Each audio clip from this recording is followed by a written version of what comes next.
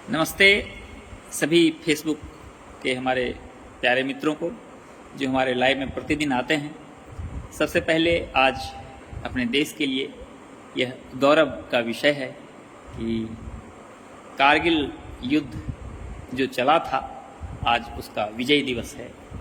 तो सबसे पहले आप सभी को कारगिल युद्ध के विजय दिवस की ढेर सारी बधाइयाँ, शुभकामनाएं और उन भारत माँ के सच्चे सपूत को जिन्होंने देश के खातिर अपने प्राणों की आहुति दे दी, उन सभी को आज जय हिंद। मैं समझता हूँ देश के मामले में वंदे मातरम और जय हिंद, ये दो शब्द जो हैं ये अपने आप में सब कुछ कह जाते हैं। संयोग ऐसा है कि कई लोग देश में रहते हुए वंदे मातरम बोलने में परहेज करते हैं। उन्हें सोचना चाहिए, देश है तो हम हैं। तो इसलिए चलिए, आप सभी हमारे लाइव में आए हैं। सनोज कुमार जी, प्रवीण कुमार जी, रीति मिस और अनुपम सर जी, आप सभी को नमस्ते। चलिए एक भजन, हालांकि मैं कल बोला था कि आज मैं जो सुनाऊंगा जेकर नाथ भोलेनाथ वो अनाथ कैसे होई, कल्पना जी का गाया हुआ यह गीत है। हमने तैयारी की नहीं। और एक बात और है कि मैं जो लाइव आता हूं तो हमारे साथ कोई वादक होते नहीं हैं, तो गानों का जो सिलेक्शन करते हैं, चूंकि बहुत बड़ा कलाकार भी नहीं हूँ, गायक भी नहीं हूँ, तो बस जितना है उतना में मैं चाहता हूँ कि बस अपना भी कुछ आनंद ले लूँ और लाइव आकर आप तक भी कुछ आनंद पहुँचा पाऊँ। और संभवतः यही एक कारण है, संगीत एक माध्यम है कि उसके कारण आप हमारे लाइव में आते हैं। कहने को तो ढेर सारी बातें होती हैं, लेकिन इसी बीच में मैं अवसर निकालता हूं और कुछ अपनी बातें आप तक पहुंचाने की कोशिश करता हूं। और मैं सौभाग्यशाली हूं कि आप सभी जैसे अनमोल रतन मेरे मित्र मिले हैं। कहीं कोई गलत कमेंट नहीं करते हैं और सब मुझे बेहद प्यार करते हैं। तो कहते हैं सावन का महीना है, कोई ना कोई प्रतिदिन एक भजन हो जाए। और भजन के बारे में सबसे बड़ी बात यह है कि हम वो महादेव को समर्पित हो, प्रभु राम को समर्पित हो, भगवान कृष्ण को समर्पित हो, आखिर अंत में तो सब एक ही हैं। तो चलिए सुनते हैं एक भजन, प्यारा भजन है। आशा करता हूँ कि आपको भी अच्छा लगेगा। देखते हैं कितना गा पाता हूँ। हालांकि थोड़ा टफ है, इसमें शास्त्रीय पुट है और उतनी तो जानकारी है नहीं मुझे, लेकिन फिर भी कोशिश करता हूँ जो सुर में सुर मिल जाए, माँ शारदे की कृपा हो जाए, महादेव की कृपा हो जाए तो अच्छा लगेगा। आवाज़ कम जा रही होगी, इसका मुख्य कारण यह है कि कोई हमारे पास देखते हैं लोग गाते समय इसमें लगा के रखते हैं हेडफोन, ये फोन क्या क्या, तो मेरे पास कुछ है नहीं, सीधा गाता हूँ। और ऐसी बात नहीं है कि घर में नहीं है, घर में है। और कई बार बोलते हैं कि इसमें लगाओ, थोड़ा मैं अनईजी फील करता हूँ सब चीज़ लगा लेने के बाद, थोड़ा गड़बड़ सा लगता है, क्योंकि आदत अब है नहीं और ना तो उस रूप में अपने आप को तैयार करना है। फिर भी हमारे लाइव में आप आते हैं, आपका बहुत बहुत शुक्रगुजार हूँ। और चलिए 10 मिनट अधिक लेट से हूँ, हालांकि मैं बैठा हुआ हूँ 8:30 बजे से। सोच रहा था कि कौन सा गीत गाऊँ। मैं तो कल बोला था कि जेकर नाथ भोलेनाथ, उसको बजाने की पूरी कोशिश किया, लेकिन मुझे लगा, मैडम बोली कि नहीं मज़ा नहीं आएगा उसमें, तो यहीं बैठी हुई हैं। तो हालांकि जो मैं गाने वाला हूँ इसके बारे में भी बोली कि नहीं ये भी मज़ा नहीं आएगा, लेकिन मेरा मानना है कि यदि आप सुनेंगे तो आपको ज़रूर मज़ा आएगा। क्योंकि आपके जो कमेंट होते हैं, जो हमारे लाइव में आते हैं, तो सभी लोग बोलते हैं कि अच्छे हैं। और मैं समझता हूँ कि शायद ही कुछ लोग होंगे जो व्यंग भरी भाषा में बोलते हैं, लेकिन सबको अच्छा लगता है, ऐसा मैं समझता हूँ। और मुझे लगता है रघुवीर राज जी का भी अभी एक कुछ लाइक दिखा मुझे, जो कि नाम तो नहीं दिख रहा है, लेकिन वो आए हैं शायद लाइव में, वो भी मुझे बेहद प्यार करते हैं। और कभी, हाँ, रघुवीर राज जी भी आए हुए हैं, देखिए लव का सिंबल भेज रहे हैं, आई लव यू राजीव जी, ये रघुवीर राज जी। तो चलिए सुनते हैं।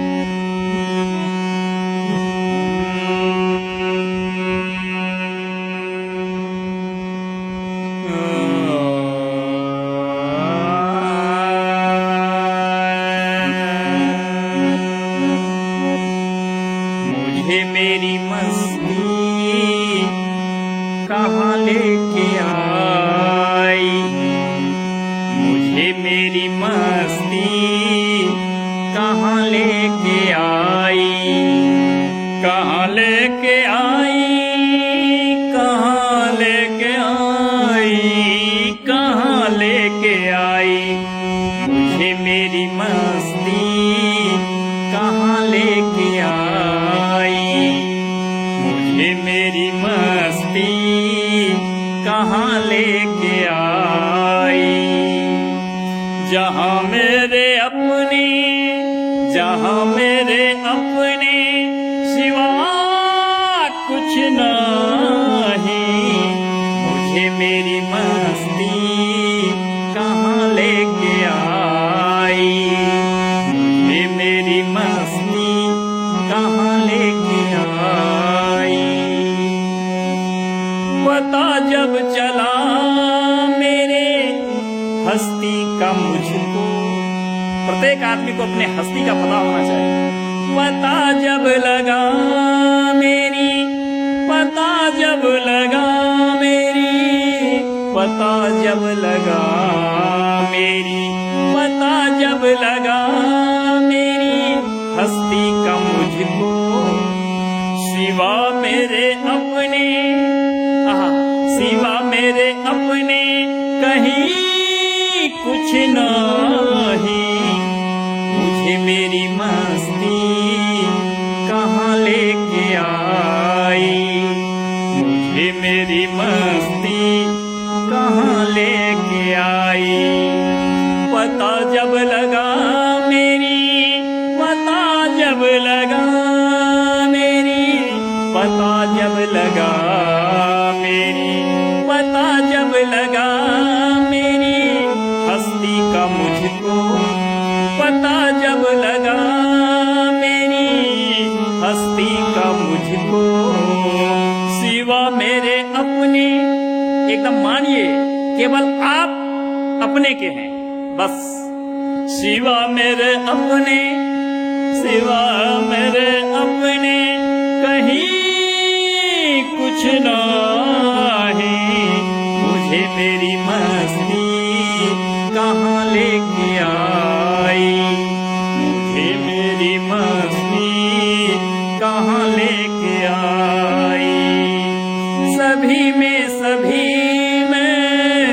फकत मैं ही मैं हूँ, सभी में सभी में, सभी में सभी में, सभी में सभी में, सभी में सभी में फकत मैं ही मैं हूँ। सिवा मेरे अपने, सिवा मेरे अपने कहीं कुछ नहीं, मुझे मेरी मस्ती कहाँ लेके आई, मुझे मेरी मस्ती कहाँ लेके आई, कहाँ लेके आई, कहाँ लेके आई, मुझे मेरी मस्ती कहाँ लेके आई।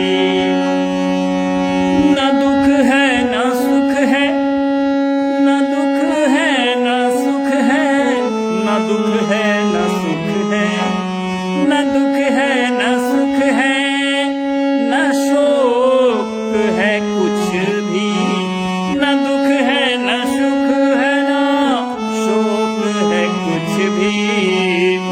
अजब है ये मस्ती, अजब है ये मस्ती, अजब है ये मस्ती, अजब है ये मस्ती, अजब है ये मस्ती, पिया कुछ नहीं, मुझे मेरी मस्ती कहाँ लेके आई, मुझे मेरी मस्ती कहाँ लेके आई, कहाँ लेके आई, कहाँ लेके आई, कहाँ लेके आई, कहाँ लेके आई, मुझे मेरी मस्ती कहाँ लेके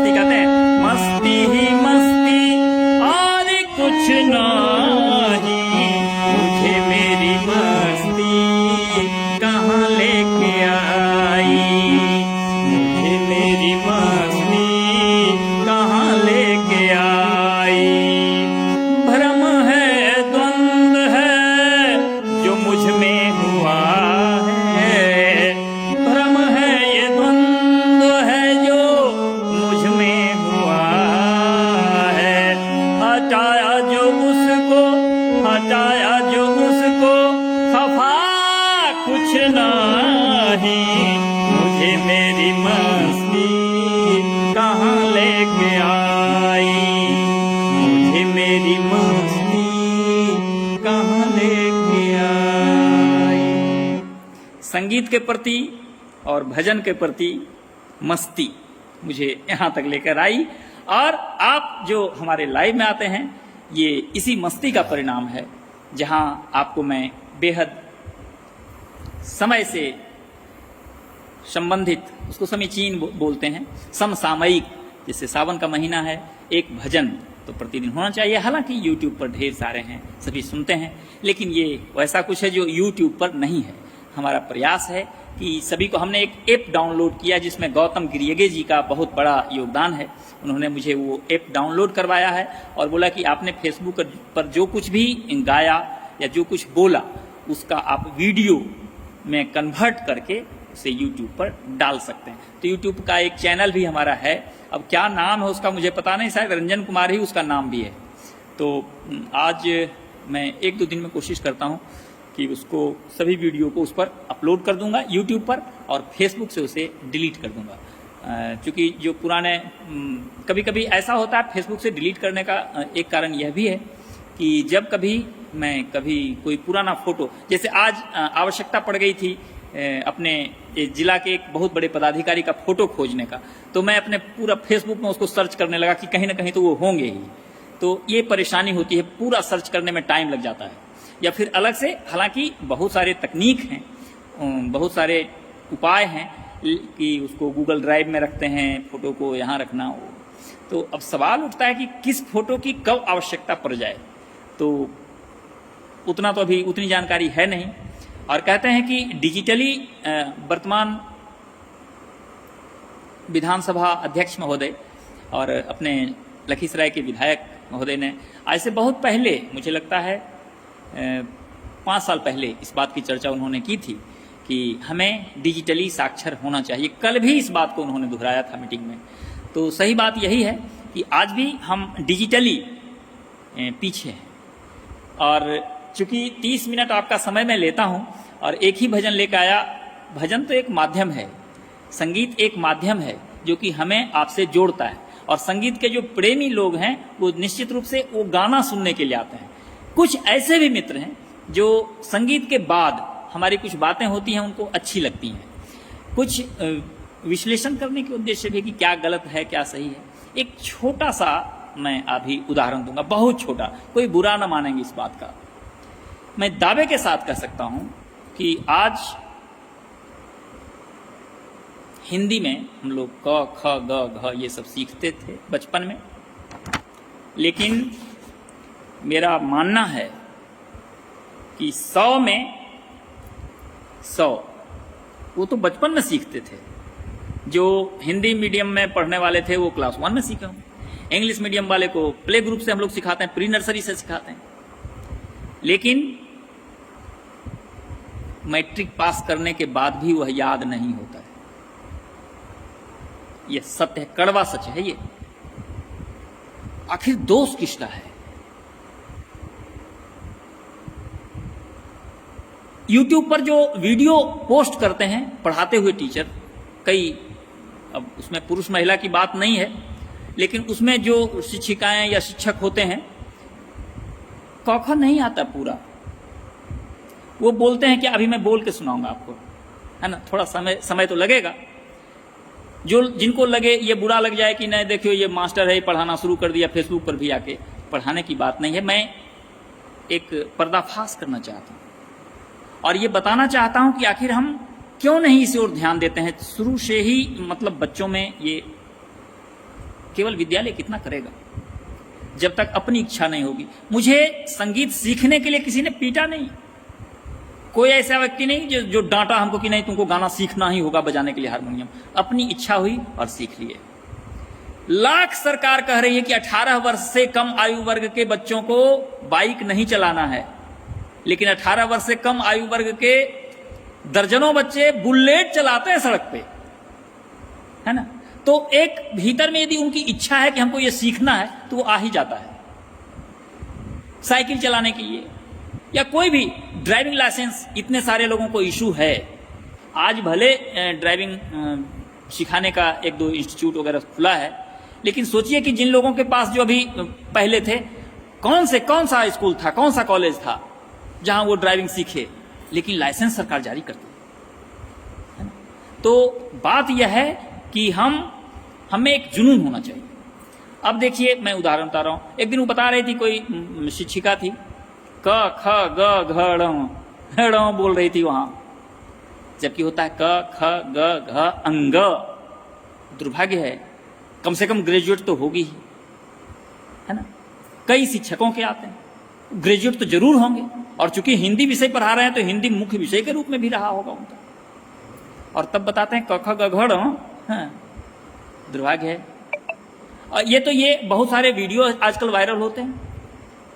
तो मैं ये नहीं कह रहा कि मुझे सब कुछ जानकारी है, लेकिन क ख ग भी यदि हमको नहीं आता है तो ये दुर्भाग्य है। ए से जेड तक यदि हमको नहीं आता है तो क्या हम अंग्रेजी में पढ़ेंगे? ए से जेड 26 अल्फाबेट, उसमें प्रत्येक चारों तरह से लिखने आना चाहिए। ए से जेड तक प्रत्येक को चारों तरह से लिखने आना चाहिए। ये तो जरूर आना चाहिए, है ना। अब कई बार ऐसी चर्चा होती है, क में हर्षीकार की और क में दीर्घीकार की, और पूछ दीजिए कि दोनों का उच्चारण कैसे बोलो, तो वही बोलेगा क में हर्षीकार की और क में दीर्घीकार की। जितना जोर से पहला बोला, जितना टाइम पहले में लिया, उतना ही दूसरे में लिया। क में हर्षीकार, क में दीर्घीकार बोलेगा, लेकिन क में हर्षीकार की जितना टाइम लिया, जितना सेकेंड यदि उसको नापा जाए टाइम से, उतना ही क में दीर्घीकार की में भी उतना ही टाइम, है ना। जबकि इसको यदि इस तरह से सिखाया जाए, क में हर्षीकार की, क में दीर्घीकार की, क में हर्षऊकार कु, क में दीर्घऊकार कु, तो स्वाभाविक है स्पष्ट अधिक टाइम हो जाएगा ना। इस तरह से ना तो सिखाते हैं टीचर और ना तो विद्यार्थी, और जब वो पास, अब क्लास, एक बात ये भी है कि छोटे बच्चे इस बात को नहीं समझेंगे कि कितना ड्यूरेशन लग रहा है, लेकिन हाँ, उनको आदत तो डाला जा सकता है उनमें। क में हर्षीकार की अपने बोलेगा क में हर्षीकार की। छोटे बच्चे तो एकदम जैसे बोलिएगा वैसे करेगा, जैसे आप मूड़ी घुमाइएगा वैसे वो क्लास में भी घुमाते हैं। और क में दीर्घीकार की तो वो आदत पड़ जाएगा उसका। हम लोग पढ़े थे क में आकार का, क में हर्षीकार की, उसको 12 खरी बोलते थे, आज भी पढ़ाए जाते हैं। लेकिन पता नहीं क्यों बचपन से पढ़ते पढ़ते ग्रेजुएशन पास करने के बाद भी यदि बोलते हैं क ख ग घ ड़, तो दिमाग तो चकराता है। और धन्य वो लोग जो उसको वीडियो को अपलोड भी करते हैं यूट्यूब पर। कोई भी वीडियो वगैरह डालने के पहले 2-4 लोग तो जरूर देखते हैं, और कम से कम यदि क ख ग घ ड़ बोला ही होगी, बोल दिए, उसको फिर डिलीट कर देना चाहिए, क्योंकि फिर अगली पीढ़ी उसको सीख लेगी, दूसरे लोग उसको सीखेंगे और उसको प्रमाण के रूप में प्रस्तुत करेंगे। देखिए, अमुक वीडियो में क ख ग घ ड़ बोला गया है, फिर गूगल महोदय उसको एक्सेप्ट कर लेंगे और गूगल महोदय भी बोलने लगेंगे क ख ग घ ड़। वहां पाणिनि का व्याकरण वो खत्म हो गया, नए व्याकरण की शुरुआत हो गई। एक और है स्वर वर्ण, व्यंजन वर्ण। स्वर में ह्रस्व स्वर, दीर्घ स्वर, ह्रस्व स्वर, दीर्घ स्वर और प्लुत। तो ये तीनों का प्लुत की चर्चा कैसे, क्लास 9-10 के स्टूडेंट को, और बस 2 सेकेंड की बात है। क में हर्षीकार की या अ आ। हाँ, एक बार एक प्रशिक्षण में मैं गया था, सरकारी विद्यालयों का। सरकार बहुत पैसा खर्च करती है शिक्षकों के पीछे, बहुत पैसा खर्च कर रही है। और मैं ट्रेनिंग में गया हूँ, सरकारी विद्यालय वाले ट्रेनिंग में भी, हालांकि निजी विद्यालय का प्रतिनिधित्व करता हूँ तो स्वाभाविक है कभी कभी जाना पड़ता है, जाता हूँ। तो वहाँ मैंने देखा, बिल्कुल एकदम मजा ला दिए एकदम। मैं पहली बार वहीं सीखा। मैं भी ग्रेजुएशन पास कर गया बिना सीख ले, क ख बिना सीख ले ग्रेजुएशन पास, ABCD बिना सीख ले ग्रेजुएशन पास। अब बोलिए कि ABCD तो सबको आती ही है, सबको नहीं आती ABCD, मात्र 26 अल्फाबेट। और उसमें यदि पूछ दिया जाए कि S कितने नंबर पर है, गुम। P कितने नंबर पर है, गुम। अरे 26 को है यार, इतना दिन से नहीं याद होता। जबकि T for 20 लिखते हैं, T से 20 तो S 19 हो। H लिखिए और डिजिटल क्लॉक में देखिए 8 जैसा H, सब याद करना है। आई तो 9 जैसा होता ही है, नॉर्मल अल्फाबेट है। ये सब बच्चों को बताता हूं, बच्चों को भी इसके पीछे दिमाग लगाना चाहिए। और मुझे किसने बताया? किसी ने नहीं बताया, खुद सोचा और हो गया। आज भी आवश्यकता है इस बात की कि हम अपने बच्चों को कम से कम इन सब चीजों की तो जांच कर ही सकते हैं। आप जहां कहीं जिस विद्यालय में बच्चे पढ़ रहे हैं, वहां के शिक्षकों को भी वहां भी दबाव बनाना जरूरी होगा कि आप हिंदी यदि पढ़ा रहे हैं तो हिंदी का यदि है नहीं तो विद्यालय संचालन, मतलब उसके लिए जरूरी है कि सभी एक परिवार, गार्जियन, शिक्षक, संचालक, विद्यार्थी सभी एक्टिव रहें। क्योंकि आने वाला समय ऐसा समय आने वाला है जहां की और अधिक पढ़ाई कम, डिग्रियां अधिक बटेंगी, लेकिन नौकरी में जाने के बाद वहां एग्जाम दिए बिना कोई उपाय नहीं होगा। वहां अपने आप को साबित करना ही पड़ेगा। विचित्र समय आ रहा, तो 10th भी खत्म हो जाएगा, डायरेक्ट पता चलेगा +2 के बाद कि क्या बना। तो बस शिक्षा के प्रति सभी जागरूक रहें, देशभक्ति की भावना सबों में हो। देश हमारा है, हमें कोई परहेज नहीं होना चाहिए वंदे मातरम या जय हिंद कहने में, चाहे किसी धर्म के, किसी जाति के हों। और किसी न किसी ईश्वरीय सत्ता में जरूर विश्वास रखें। जब तक उसमें विश्वास नहीं रखेंगे तो अंदर की भावना, जो विश्वास की भावना है, वो मर जाएगी। और हमारे संतान, हमारे बाल बच्चे फिर हम पे विश्वास नहीं करेंगे कि चलो ये तो माए बाप है, मनुष्य है, भगवान थोड़े, ये हो जाएगा। इसलिए हमारा संस्कार उसमें जाए। इसलिए हमें भी किसी न किसी मतलब दैवीय सत्ता में हम विश्वास रखें। और तब ना होगा साबित कि नहीं बेटा, मैं तुम्हारा माता पिता हूं, ये सही बात है, लेकिन हमसे भी ऊपर कोई है, हमारे माता पिताजी, उनसे भी ऊपर कोई है, और सबसे सुप्रीमो वही ऑलमाइटी गॉड। तो यहां तक हमको पहुंचाना है।